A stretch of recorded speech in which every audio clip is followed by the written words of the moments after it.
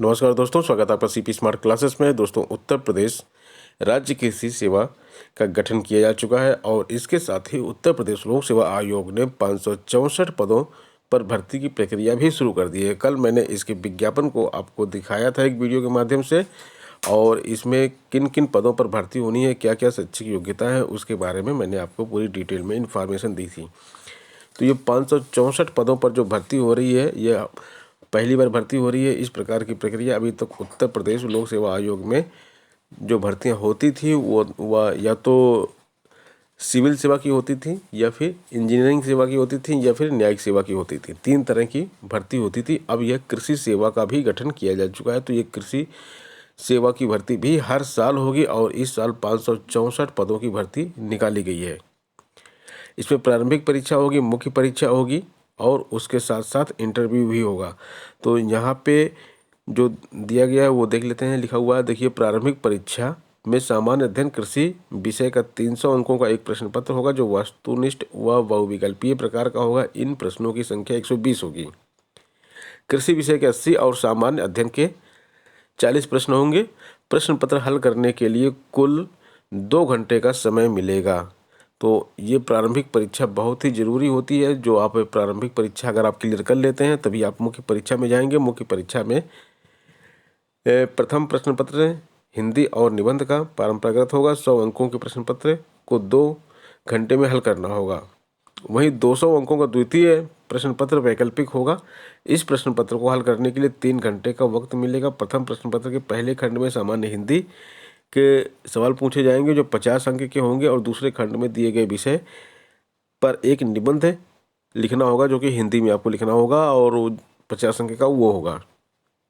निबंध का शब्द जो अधिकतम शब्द सीमा होगी वो 500 शब्दों की होगी।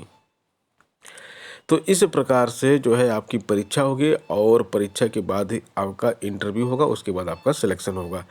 तो उत्तर प्रदेश लोक सेवा आयोग की जैसे बाकी भर्तियां होती हैं, सेम उसी प्रकार से यह भर्ती भी होगी और उसी पैटर्न पर होगी। 69,000 शिक्षक भर्ती में दिव्यांगों का धरना प्रदर्शन जारी है और 16वें दिन भी जारी रहा, और इनकी कहीं सुनी नहीं जा रही है। 2016 के RPWD एक्ट के अनुसार उन्हें शिक्षक भर्ती में 4% आरक्षण दिया जाए, इसकी वो मांग कर रहे हैं, और इनकी मांग अभी मांगनी नहीं गई है। इसलिए अब छात्र कैंडल मार्च निकालेंगे, और इनका आरोप है कि 69,000 शिक्षक भर्ती में आरक्षण की गड़बड़ी को लेकर बवाल ये मतलब हो रहा है, जो पूरा हो रहा है, और इसके लिए ही ये धरना दे रहे हैं छात्र। CGL के 6,506 पदों पर भर्ती के लिए ऑनलाइन आवेदन शुरू हो गया है। 31 जनवरी 2021 तक आवेदन लिए जाएंगे, और जो पदों का विवरण है वो सेंट्रल गवर्नमेंट के जो पद होते हैं वो इसमें आते हैं। तो इसमें 3513 पद ग्रुप सी के, 2743 पद ग्रुप सी के, और 3513 पद गजटेड नॉन गजटेड श्रेणी के ग्रुप बी के पद हैं, और गजटेड श्रेणी के 250 पद भी इसमें है।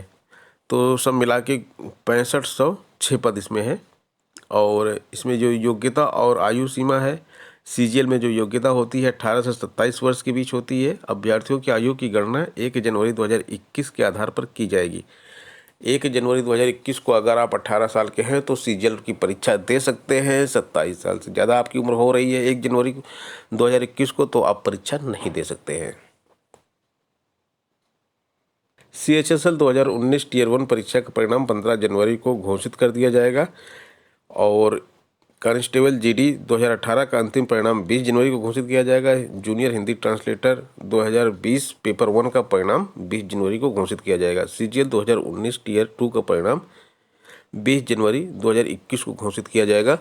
दोस्तों, टियर 1 की परीक्षा 2020 की CHSL की होने वाली है, और इसके लिए ज़रूरी यह है कि आपका जो GS का सेक्शन है वो आपका क्लियर हो, उसकी तैयारी अच्छी हो। तो हमारा जो मोबाइल ऐप है CP स्मार्ट क्लास है, जिसका लिंक आपको डिस्क्रिप्शन बॉक्स में मिलेगा, उस ऐप को आप डाउनलोड करके वहाँ पर एक फ्री ऑनलाइन टेस्ट डेली होता है, उसको आप देते रहेंगे तो आपकी तैयारी इसमें अच्छी हो जाएगी।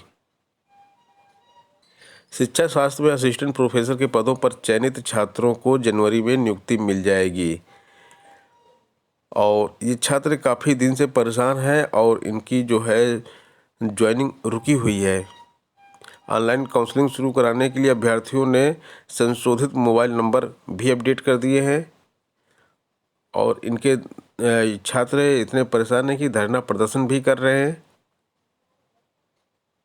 मंगलवार को भी छात्र बड़ी संख्या में शिक्षा निदेशालय का घेराव करने चयनित अभ्यर्थी पहुंचे। अभ्यर्थियों को आश्वासन दिया गया कि जल्द ही काउंसलिंग शुरू करा के इनकी भर्ती की प्रक्रिया जो है आगे बढ़ाई जाएगी।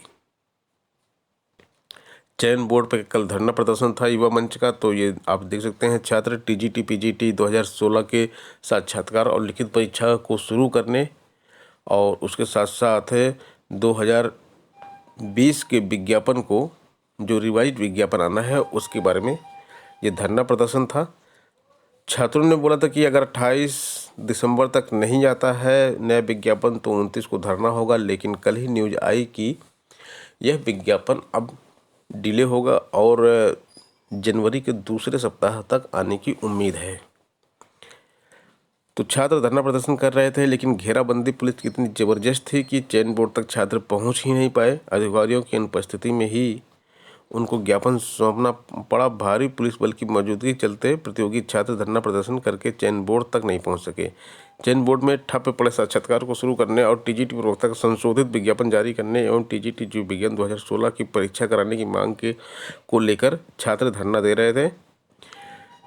प्रतियोगी छात्र चयन बोर्ड जब नहीं पहुँच पाए तो इन्होंने वहाँ पर ही अपना ज्ञापन दे दिया। आज खत्म हो सकता है 54,000 शिक्षकों का इंतजार।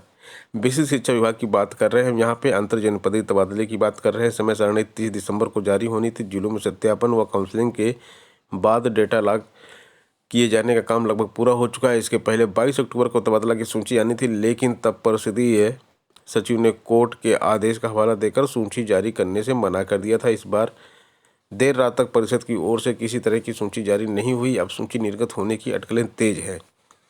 परिषद के प्राथमिक व उच्च प्राथमिक स्कूलों में नियुक्त शिक्षकों की अंतर जिला तबादला प्रक्रिया 2 दिसंबर 19 को शुरू हुई थी। बेसिक शिक्षा विभाग की ओर से अपर मुख्य सचिव रेणुका कुमार ने 20 दिसंबर 2019 से बीती 20 जनवरी तक ऑनलाइन आवेदन मांगे थे और 15 मार्च को अंतिम सूची का प्रकाशन की समय सीमा तय की थी। इस दौरान करीब 1,04,000 शिक्षकों ने पंजीकरण कराया था और 70,838 ने आवेदन किया था। बीएसए तय समय में आवेदन का सत्यापन नहीं कर सके और उन्होंने इसके लिए समय मांगा। समय सीमा बढ़ाई गई, लेकिन फिर कोरोना संक्रमण काल में सब कुछ ठप हो गया। बेसिक शिक्षा विभाग ने मुख्यमंत्री से सितंबर माह में 54,000 शिक्षकों के तबादलों की अनुमति ली। उसी बीच दिव्या गोस्वामी की कोर्ट में याचिका हुई। 3 नवंबर को हाई कोर्ट ने फैसला सुनाया, जिसमें कहा गया कि मध्य सत्र में तबादले नहीं होंगे।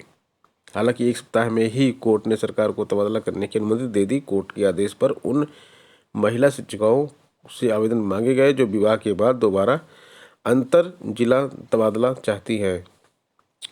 परिषद सचिव प्रताप सिंह वाघेल ने व्हाट्सएप पर ना तो सूची के संबंध में जवाब दिया और ना ही फ़ोन उठाया है, लेकिन आज उम्मीद है कि ये लिस्ट जारी हो जाएगी। अंतर जिला तबादला की लिस्ट आज जारी हो जाएगी और इस तरह से 54,000 शिक्षकों का इंतजार समाप्त हो जाएगा। तो दोस्तों, ये थी आज की प्रमुख खबरें और अपडेट। मिलते हैं नेक्स्ट वीडियो में नई अपडेट और नई खबरों के साथ। धन्यवाद।